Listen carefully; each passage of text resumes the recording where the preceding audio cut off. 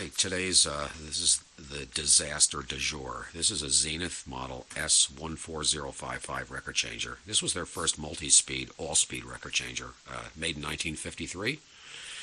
And this one has problems.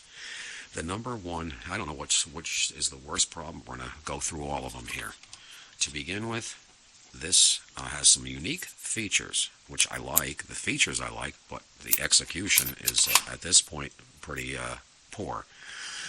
Number one is how they adjust the speeds. This is an infinitely variable speed control. You can go from 78 to 16 or anywhere in between, because when you move the speed control, the secondary drive wheel rides on top of the main drive wheel, which is right there. The main drive wheel, as you can see,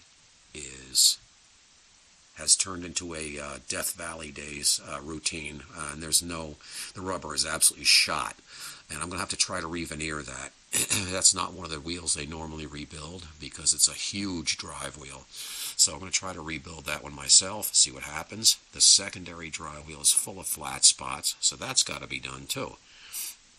When you put the thing back in the stop position, the lever goes on top of the switch right there and shuts the motor off. It also pulls, there's a bracket underneath it, pulls the motor sideways so that's not in contact with the drive wheel. It's a nice touch. The dropping spindle is frozen, will not move. It is a sideways type thing. I'm not sure I can show a good close-up of this. You see it now, the camera wants to focus behind it. But anyway, this little part here is tiny little tip it goes sideways, it turns rather than pushes, and it turns, as it turns in a half circle, it knocks the record off. And this part here keeps the next record from falling on top of the other record. Now, this part here is the worst problem in my opinion. This is a nylon gear. It's a see-through nylon gear.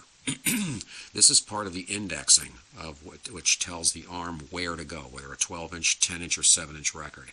This is, as you'll notice, is elliptical. It's not the hole for the gear is not in the center, it's off to the side. And this, as the turntable is moving, this is always going back and forth, back and forth. And they used nylon because it was quiet, because it was always moving. But this gear has warped with age. Nylon was originally thought to be this miracle plastic that would never warp, never break. Well, 60 years later, we've proved them wrong. It gets to this point and it stops because the gear is dish-shaped now. So this has to be taken off of this post, turned upside down so that it won't bind against this post, because otherwise it's going to snap the teeth off the gear, and that's the end of that gear. So that's the next problem. So this is problems aplenty that are we're going to have to deal with this record changer. This does use the radionic tone arm, which is the FM modulated one, just like the Twin 7. They use this a lot. It was their invention, and it sounded great when it worked right. And anyway, we're going to come back to it a little later, because I am going to have this thing done either today or tomorrow, come hell or high water, or, die trying. Okay, stay tuned.